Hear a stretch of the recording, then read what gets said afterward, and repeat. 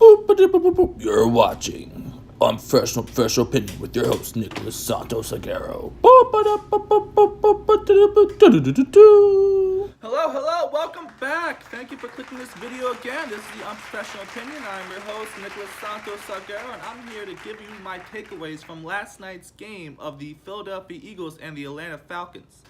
I'm going to give you a little bit of a recap before I jump into my takeaways. Well, one, Philadelphia Eagles beat the Atlanta Falcons last night 18-12 thanks to Philadelphia's late goal line stance against Atlanta Falcons offense and Matty Ice's still problematic issues in the red zone.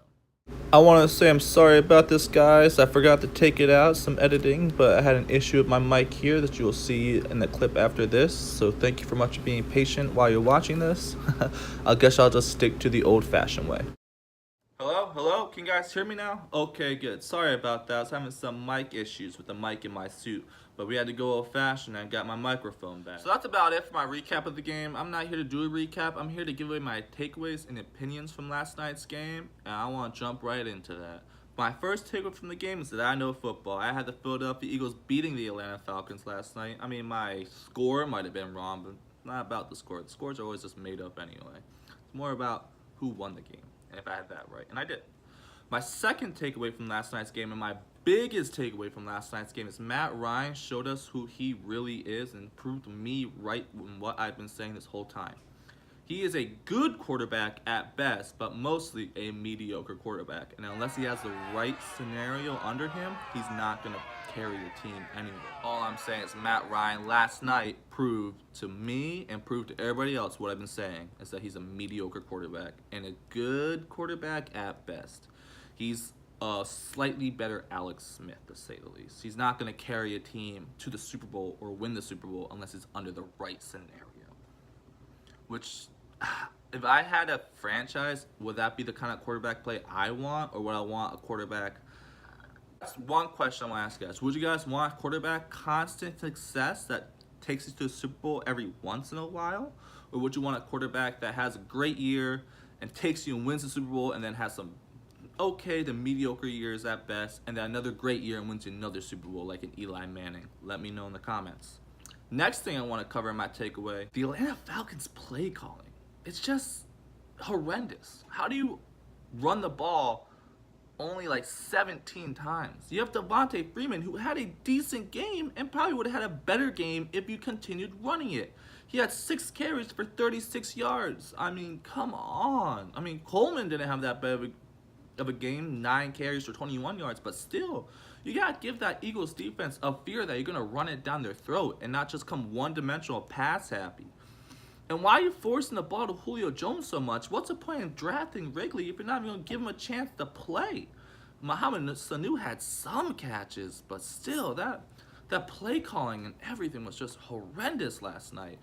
Philadelphia didn't have to worry about you throwing to anybody. They didn't have to worry about you running the ball. They could just focus on Julio and other receivers. I mean, you have to switch it up.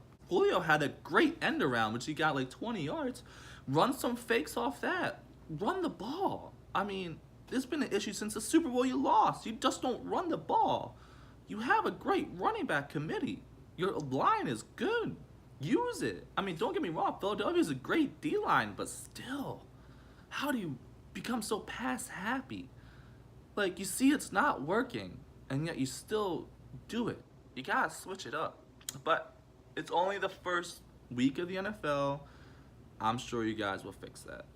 Also, I forgot to mention is that I did not have an issue with Atlanta going for a 4th down in the opening drive.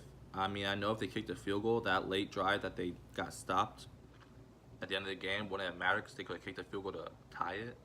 But you got to set the tone of the game. You got to go for that 4th down. I mean, I completely understand and agree with the play calling on that. Now I want to go with my takeaways on the Eagles side of the ball. And my takeaway from at least offensive-wise was, yes, that wasn't the best performance offensive-wise. But then again, Nick Foles also isn't Carson Wentz. And Nick Foles isn't really a starter in the NFL. Alshon Jeffrey was hurt. They had a bunch of other injuries. Nelson Aguilar is really the only real main receiver, the number one. So if I was an Eagles fan, I wouldn't stress about the offense right now. Just wait till Alshon Jeffrey comes back. Wait till Carson Wentz comes back. Everything will be okay. My second biggest takeaway from this game is that Eagles defense is real. That their corners, they were sticking on those receivers like a piece of paper and some glue. Hard, tough glue. Monkey glue or Gorilla glue. Yeah. And that pass rush, Michael Bennett was a great and smart pickup from them Eagles. They had constant pressure on Matt Ryan. 13 quarterback hits, 4 sacks, and 9.5 tackles for losses is a great stat line for that defensive front four.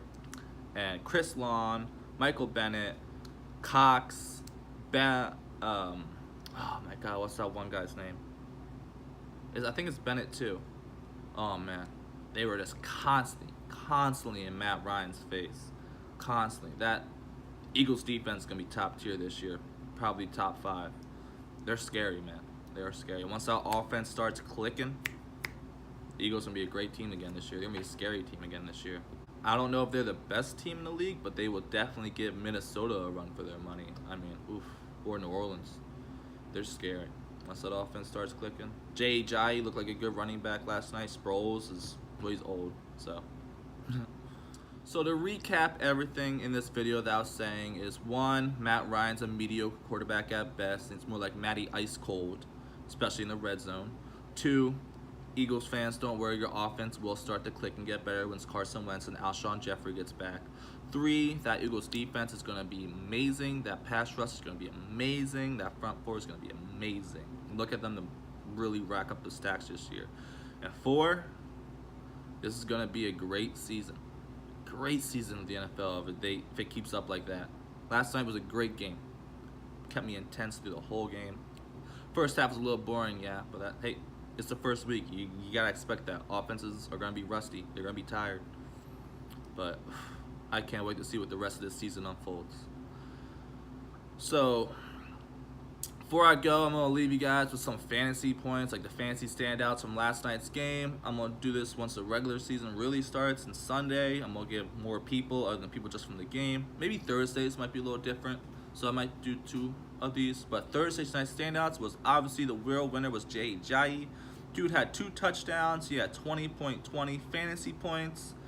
If you started him, you're a genius, and he is looking like the Eagles' red zone running back, so he's going to get a lot of touchdowns. Next is a kicker, Matt Bryant. That's what type of game this was, with 8 points, which is good for kickers.